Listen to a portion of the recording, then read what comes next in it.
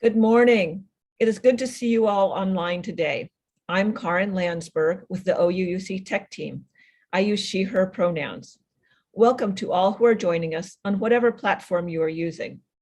This Zoom service is being recorded and it is streaming live to YouTube. If you experience any technical issues during the service, you can reach out to Joe Celine or another member of the tech team for assistance when the chat is on. I hope you will find a candle or chalice. In a moment, we can light them together. We appreciate the grace as we all remember it's about connection, not perfection.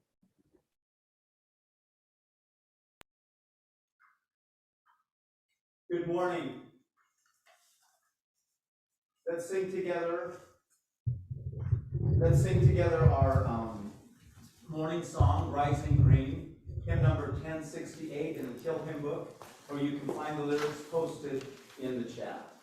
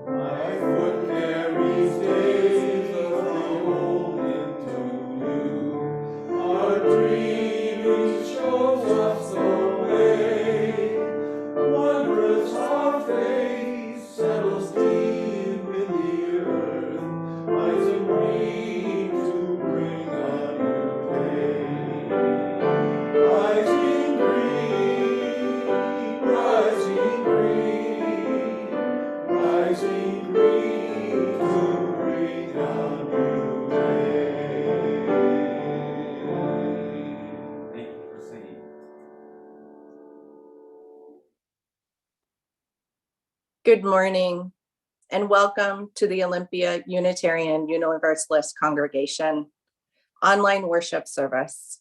We welcome each of you to this celebration of love and to this congregation. The OUUC community comes together in the mutual promises and possibilities of our covenant. We envision an interconnected world that is loving, just, and healthy. We commit to live out our mission to welcome and wonder, embrace and empower, bridge and become. We're so glad that you are here. My name is Alicia Seegers Martinelli. I use she, her pronouns, and I'm a member of the worship arts team. Leading worship with me today is the Reverend Joe Rattenmire. Reverend Joe received his Master of Divinity from Medville Lombard Theological School in 2019. Previous to his recent years in ministry, his professional life centered primarily on leading high-tech media productions and communications within startup organizations here in our beloved Salish Sea. His lifelong affinities for multimodal communications continue to inform his ministry of liberating Earth from climate change, cultural oppression, racial supremacy, and more. We are joined by Troy Fisher, our music director, and Sarah Lewis, the director of community and faith development. Our minister, the Reverend Mary Gear, is away from the pulpit today. We are grateful for the many hands that helped make worship happen this morning. Thank you to the breakout room hosts, the singers in the commons, the high-tech team members, and all who contribute in so many ways. After the service, you will have a chance to discuss reflection questions offered by Reverend Joe. You'll be invited to go into a breakout room for a virtual coffee chat. Each breakout room will be hosted by someone to make sure everyone knows each other and has a chance to share. We hope you'll join the discussion. Plan to return to the main room after the coffee chat at 11:30 for the congregational meeting. The agenda is to vote on the proposed budget. A quorum of members is needed for a vote, so please plan to attend. All are welcome. Later today, you are invited to a Giving Tree donation drive open house at OUUC from 1:30 to 2:30. We are collecting items for the residents at the mitigation site downtown and gift cards for about 40 families in need at Elpre Brown Elementary School. You can drive through and just drop off your donations or park and enjoy some hot cocoa outdoors and come inside to check out the new HVAC and AV setup in the building. This week's Thursday evening spiritual practice features Anna Garrett on bassoon and Troy Fisher on piano for an evening of musical meditation. You can join them at Thursday at 7 p.m. on Zoom. The link is on our OUUC website. Last, the Faith in Action team is proud to announce that our holiday online book sale raised more than $6,000. This is for Help Us Move In, a nonprofit helping Thurston County families with children escape homelessness. Many thanks to our shoppers and to our many wonderful volunteers who made this special sale possible. Yay to the team. There are many opportunities to stay connected to our community. Please check the website regularly. If you have questions or if you need help, please check in with a staff member. Now, let us open our hearts and our minds as we prepare for worship. Welcome, everyone. It is good to be together.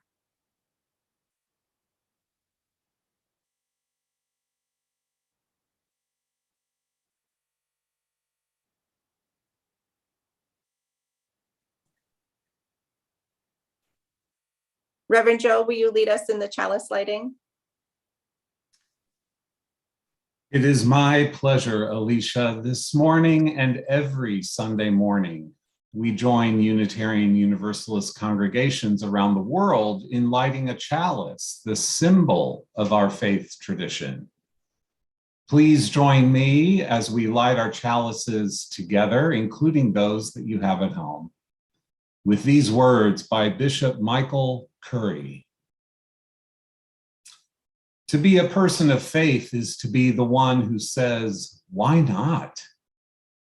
It is to refuse to accept and acquiesce to the way things often are. It is to pray and work for the way things could be.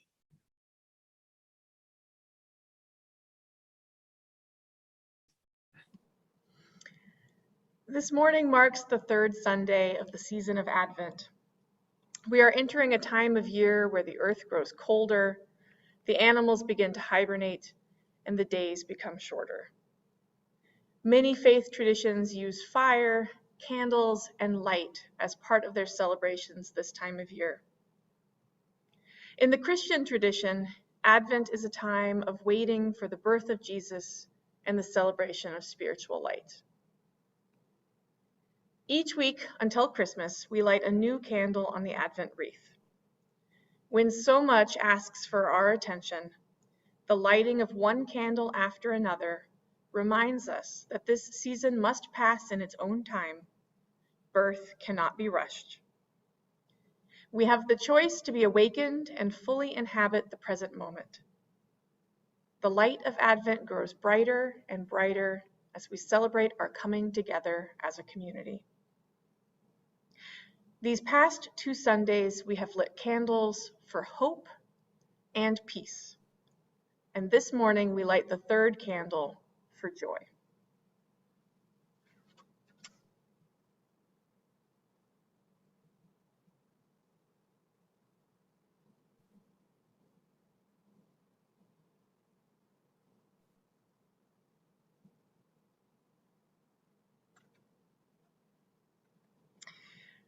Advent asks us to proclaim our gladness as a gift to the world, even when sorrow and uncertainty abound. May we share our hearts through our words, our music, and the way we live our lives.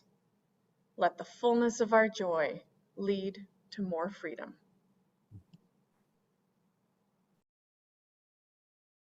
Amen to that. Thank you, Sarah. Always good to have an added candle for joy. Our opening words today, friends, come from Gloria Steinem.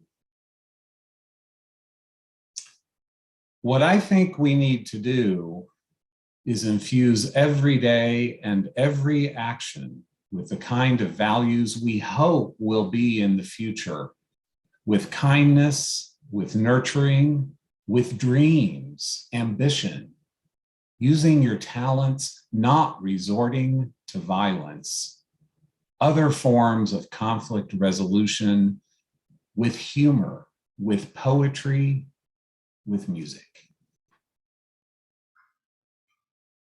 Come, friends, let us worship together. Sorry, Reverend Joe. Let's sing together our opening hymn, hymn number 295 out of the Great Hymnals, Sing Out Praises for the Journey, and you can find the lyrics also posted in the chat.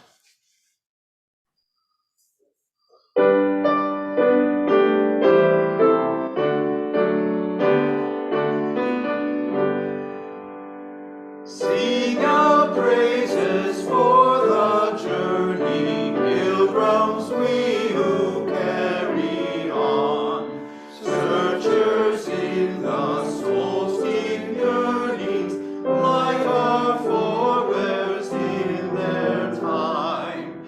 We seek out the Spirit's wholeness in the endless human quest.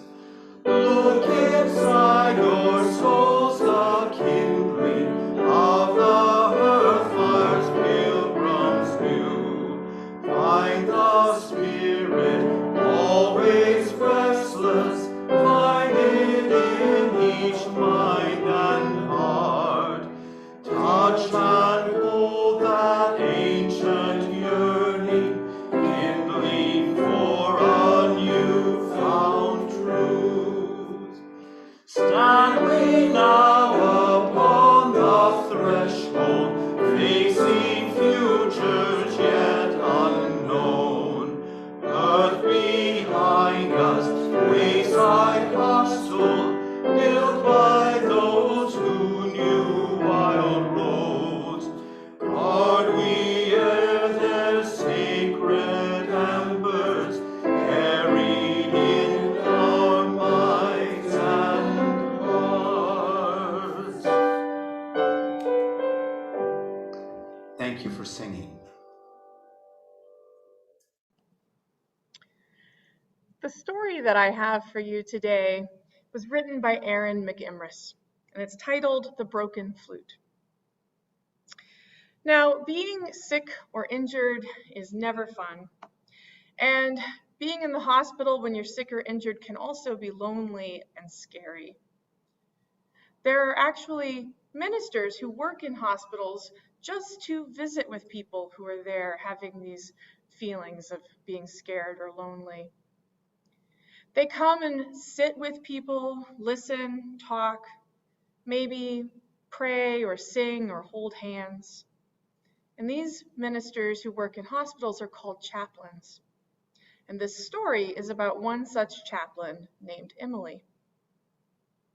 Emily was a hospital chaplain, and she loved her work. She loved being a chaplain and being with people. And she also loved recorders. She played the recorder, and she had a big collection of recorders. Some of them were wood, and some of them were metal, and some of them were plastic. But she had a favorite. It was an old wooden recorder that was a lovely dark color, and somehow or other, when she put it in her hands, it just felt right. It had a clear tone, and she liked to carry it with her everywhere she went. She would play it in the hospital. She would play it when she had a moment. She just liked to have it with her. And she even took it with her hiking once. And she put it in her back pocket while she was hiking. And then, unfortunately, she accidentally sat on it. Now, right away, she jumped up. She realized her mistake, and she pulled out the recorder to see if it was still okay. And it wasn't. It had a crack in it. She put it up to her lips to try to play it, and nothing came out. Well, it just about broke her heart. She loved that recorder. And in fact, she loved it so much she couldn't get rid of it, even though it didn't play anymore. And she kept carrying it around with her anyway. Her friends said, "Emily, it's broken. You should get rid of it." But she just couldn't do it. So she kept carrying around the broken recorder. And then she met a patient in the hospital who also played recorders, collected recorders, and even made recorders. And so as she was talking with him, she pulled out her broken recorder and said, I wonder, what do you think of this? Is there any way to fix it? And he sat up in bed a little bit and took the recorder from her and just ran his fingers all over it, just feeling it, squeezing it in places. And he fussed with it a little bit and then gave it back to her and said, "Try that." And she put it back up to her lips and tried. Nothing. No. He shook his head in disappointment and lay back down in bed and said, "Sometimes it's just like that." Well, she still kept carrying around that broken recorder. And every now and then she would still put it to her lips just to see if some magic had happened. Nothing. Until one day, she put it to her lips to see if something would come out, and it did. Somehow or other, that old recorder had begun to play again. It didn't sound the same as it had before. Its voice had changed. But she thought it was even more perfect for the hospital now. She kept carrying it around, playing it at times in the hospital. And that patient who also loved recorders came back in. She saw him. "Oh, I'm sorry you're feeling sick again," she said. "But here, let me show you something. Remember that old recorder?" He asked to see it, and he ran his fingers all over it again. And then he smiled, and he said, "I see what happened. You and I couldn't do anything, but the seasons changed, and time healed it." "What do you mean?" Emily asked. "The seasons changed?" He said, "Well, it's wood. And as the seasons changed and it got warmer and colder and hotter and drier, the wood swelled and filled the crack." "Would you play it for me?" he asked. And she did.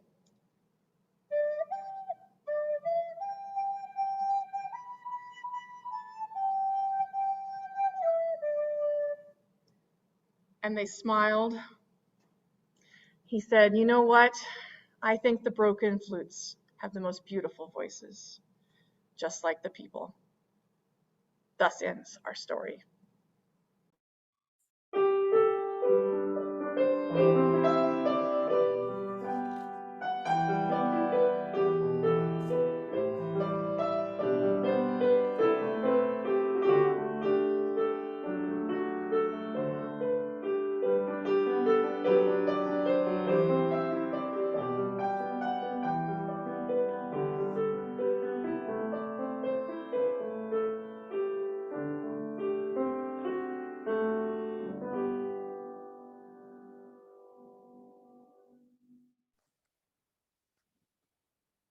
We came together in community this morning, bringing all that is in our lives.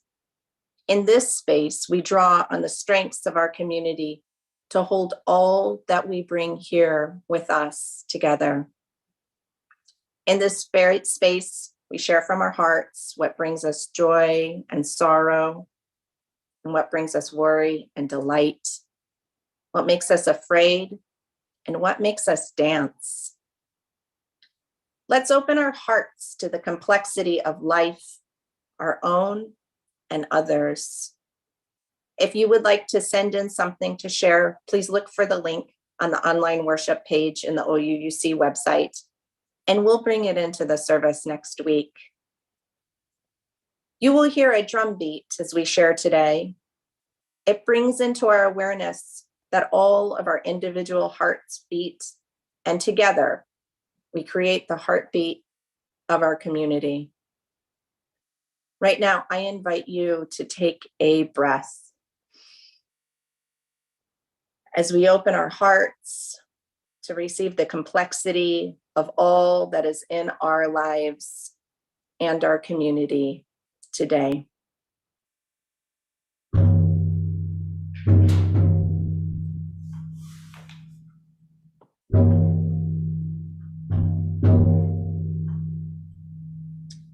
We send our love and our care to Janet Spencer, who had surgery last Wednesday.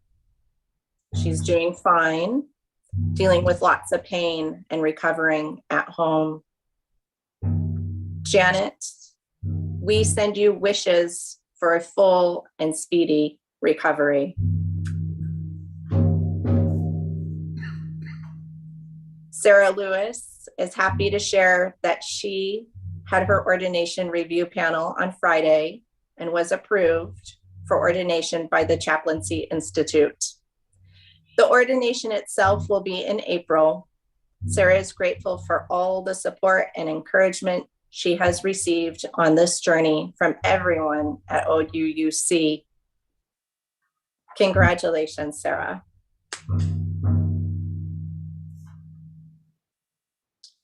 Now I invite you to share from your heart by entering in the chat on your screen. This is time to share all that you wish, joys and sorrows, and whatever else is shared from your heart. As we take in what is posted, let us hear the heartbeat of our community and reach out our hearts in love and care for all of those who have shared.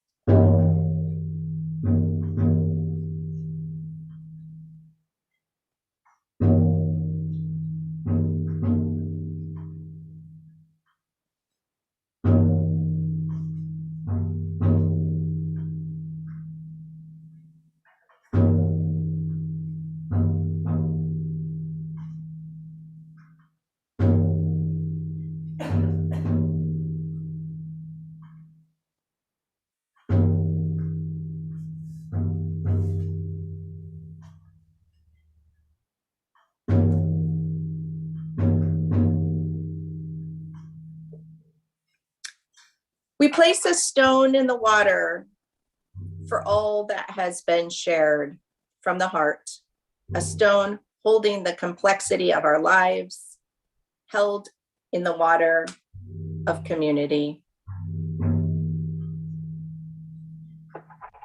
And we place one more stone in the water for all that we hold in our hearts and that remains unspoken.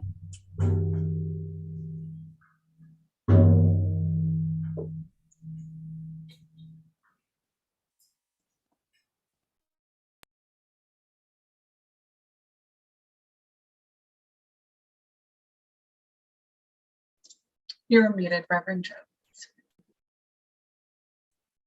Thank you. I invite you now, friends, for a moment to hold the sorrows and joys shared this morning, for all the prayers and dreams that remain unexpressed.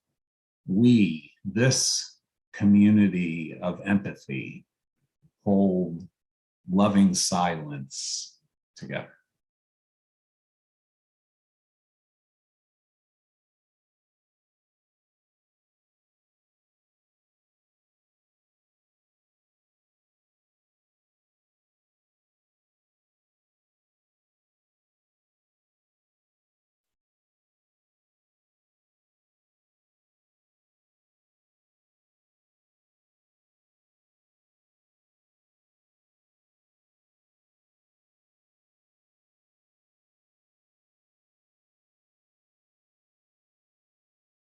May it be so.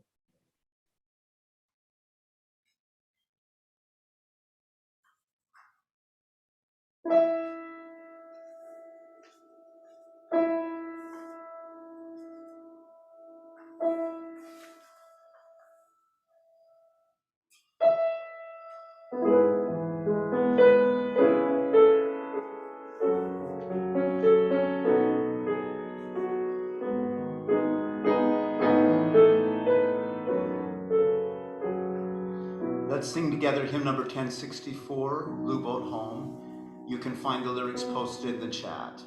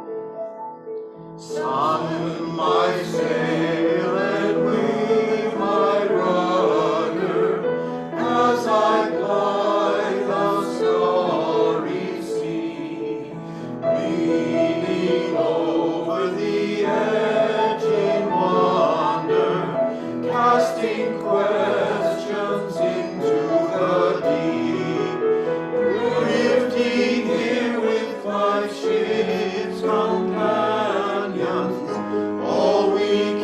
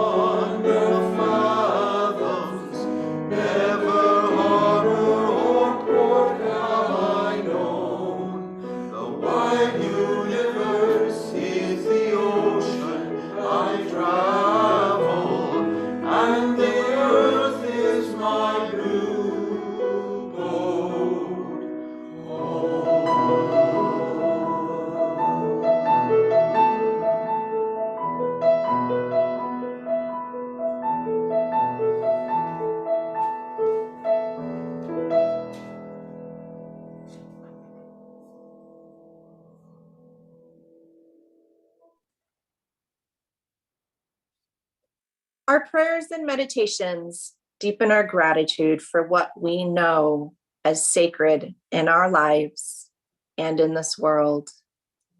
Each Sunday, we express our gratitude by joining together in service to our community and to something greater than ourselves. The offering collected here does two things. It supports the ongoing works of OUUC, which is also supported by your regular pledges. And it supports an organization that serves our community in harmony with our Unitarian Universalist values. For the months of November and December, our Share the Plate recipient is the Mayday Foundation. They provide immediate, practical financial support to local families coping with cancer while raising kids at home. They believe no one should be forced out of their home or into bankruptcy as a result of a cancer diagnosis. The Mayday Foundation helps these families cover critical household expenses like rent, utilities, gas, and groceries. Since January 2018, the Mayday Foundation has supported almost 60 local families, which includes nearly 90 children who have a family member coping with cancer. None of those families have had to file for bankruptcy, and all have been able to stay in their own homes while dealing with the illness. Please note that you can participate in the offering by making a donation online through the church website or by texting the number that will appear on your screen. You can also mail a check to OUUC. May this offering sustain and grow the life and mission of this congregation. May we give in love and in hope. May the offering now be generously given as it is gratefully received. We thank you for your generous gifts.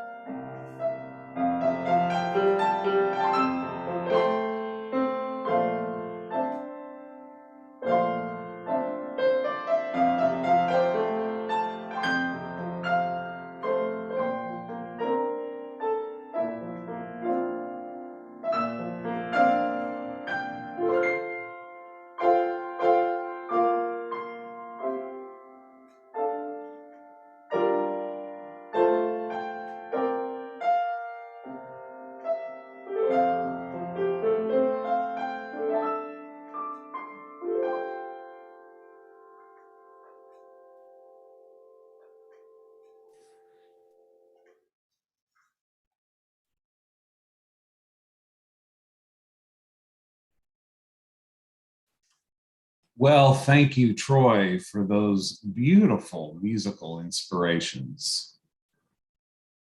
And friends, I have news for you.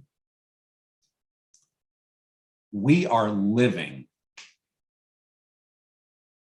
Yes, with full hearts, with full lives, with so many joys and sorrows these days in our own spheres, our own COVID pods that we all exist in today. We are living. This is it. And we are also living through a time when multiple interdependent crises are rising up on a global scale. It seems as though the years when crises remained local in reach have been replaced with crises that spread with lightning internet speed, launching them into a stratosphere of personal opinion and division as soon as they become known, obscuring and distorting their truths and facts. Global crises like deadly human viruses, societal inequalities, degradation of lands, fouling of waters, climate destabilization, not to mention surges in authoritarianism, economic uncertainty, and divisive public health responses. Interdependent global crises, which are tipping the balance of what it means to live well morally and spiritually, calling us to emerge from our business as usual societies of the past 200 years to seriously reconsider humankind's next steps. It seems the stakes couldn't be any higher now. The advent of this new unprecedented global awareness has been spurred by the COVID-19 pandemic. As we enter year 3 of this pandemic, I've come to see some parallels emerging between it and other crises our world is facing. Now, we are not here to argue and rank them by levels of urgency, friends. They all require our moral response and long-range changes.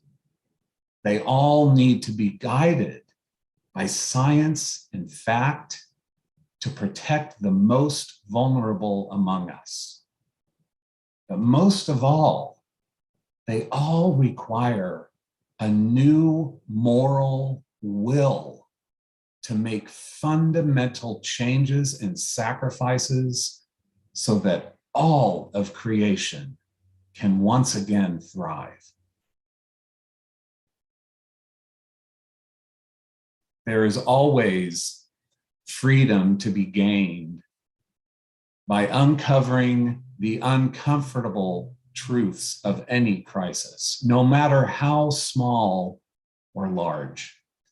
And the global crises I've called to mind just now are no exception. Their truths are what will set us free, friends.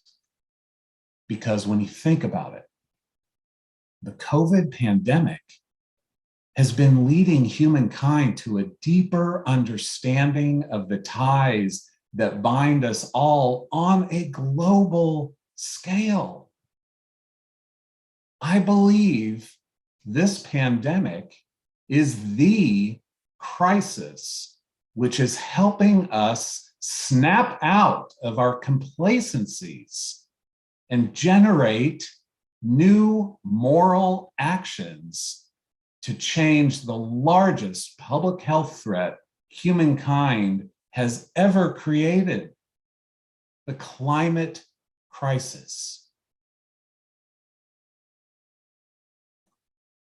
So to help clear the air around this crisis, I say this: our human-made climate crisis is not merely the result of centuries of polluting air, land, and water.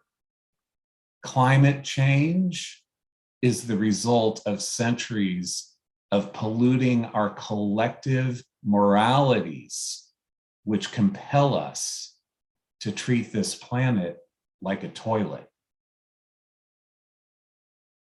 Our global sense of what is right and what is wrong, our conscience, our morality, our personal ethics, however you name it, our planet's wellness, the wellness of all living things and beings, humankind's collective resolution of the interdependent global crises we are causing, these are all contingent upon our collective moral health.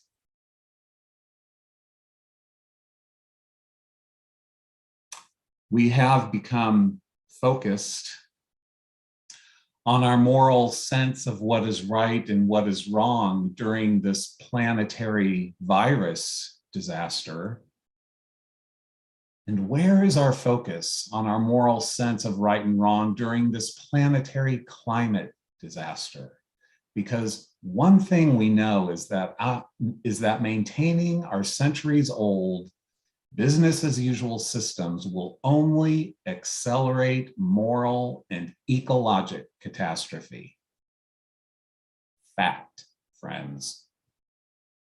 For instance, one change in moral wellness we could make for the rest of our lives, as climate change and public health crises will continue to unfold, could be leveraging moral wellness so our nation's societies prioritize the wellness of those who are most marginalized.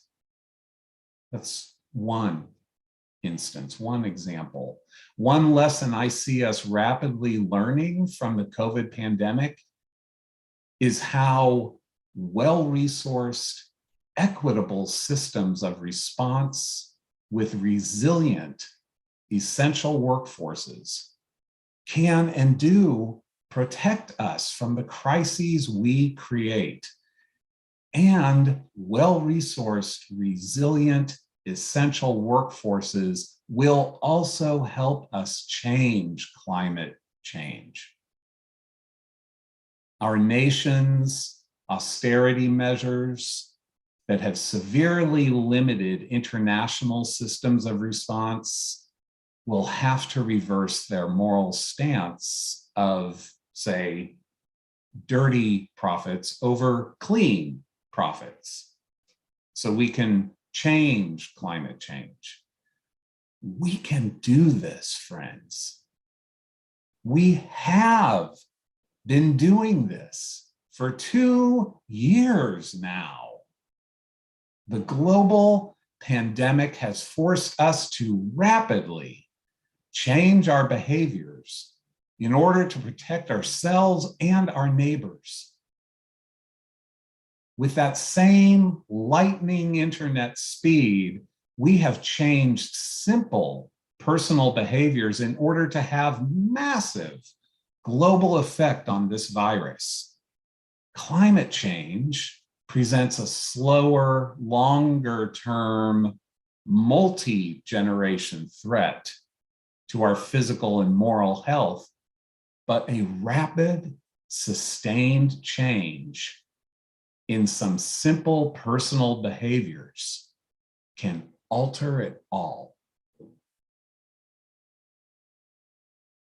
And we have spiritual teachers and prophets who have weathered through crisis after crisis after crisis, to teach us and guide us on our way. One of mine that I've been returning to in recent weeks is Gloria Steinem, a visionary for women's health and rights, an acquaintance of mine in years gone by, thanks to blessed circles of friends.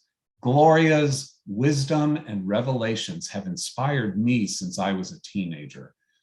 So I offer you her words to the National Press Club on the eve of her receiving the Presidential Medal of Freedom in 2013.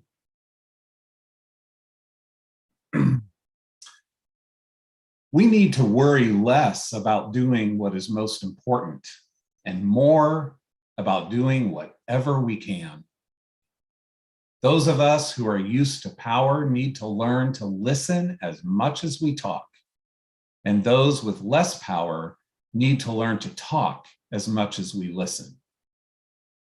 The truth is that we can't know which act in the present will make the most difference in the future, but we can behave as if everything we do matters. Nothing is too small or too big to change consciousness.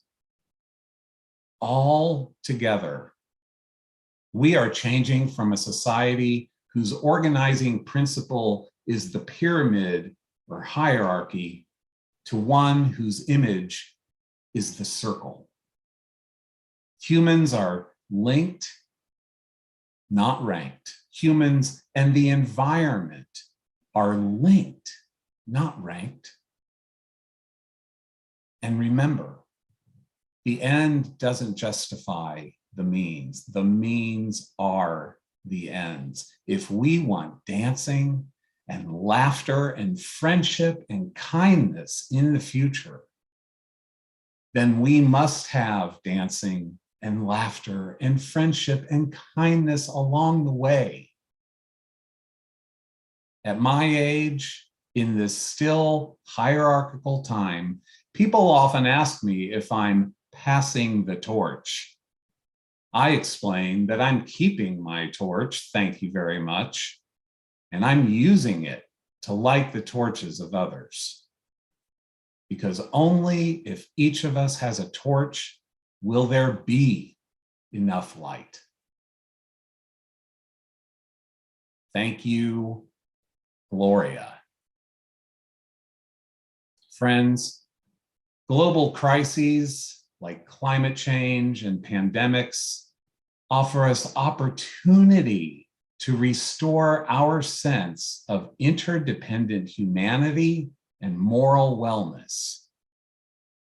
Global crises light our torches.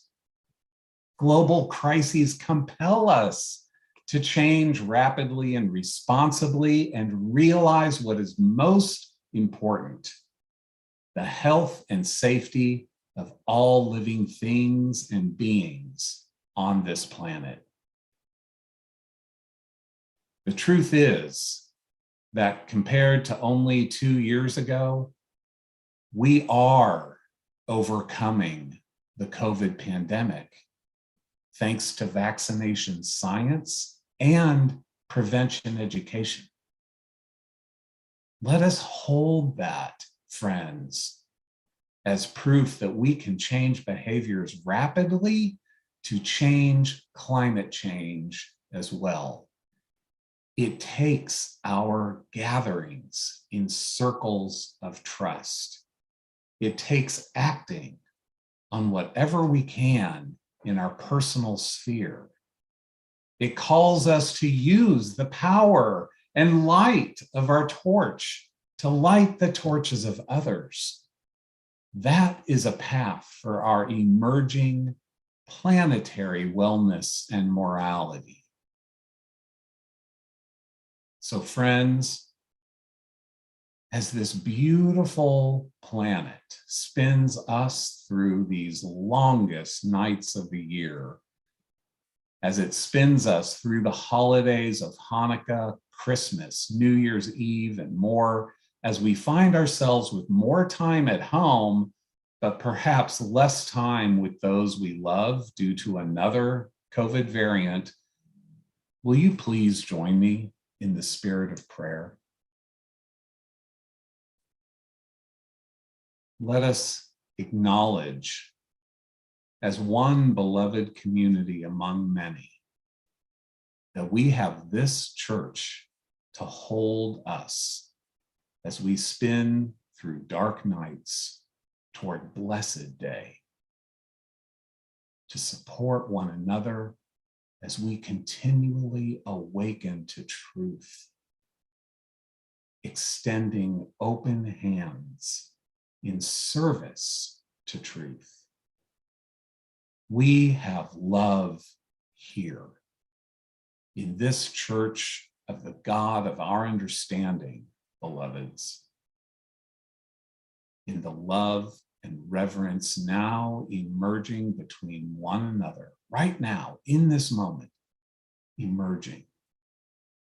May our love and reverence as this beloved gathering of souls transform the worries of our communities and our planet into wellness. Blessed be, and amen.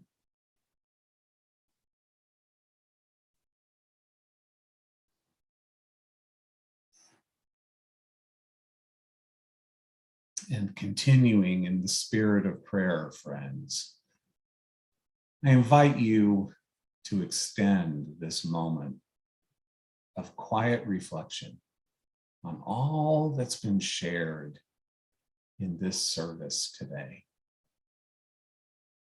as we set a personal intention for the week to come.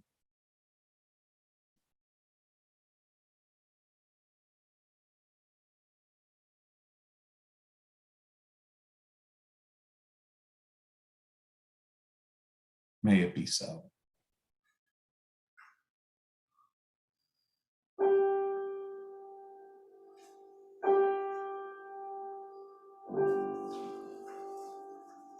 Let's sing together hymn number 1057, Go Lift It Up. You may also find the lyrics posted in the chat.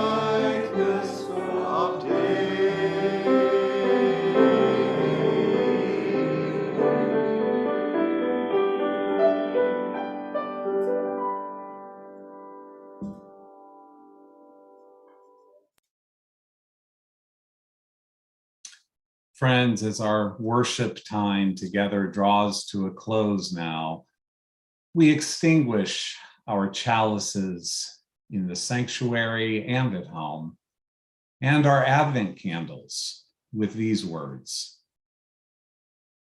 The truth is that we can't know which act in the present will make the most difference in the future, but we can behave as if everything we do matters. May we move toward the light in peace. Let's sing together our unison benediction.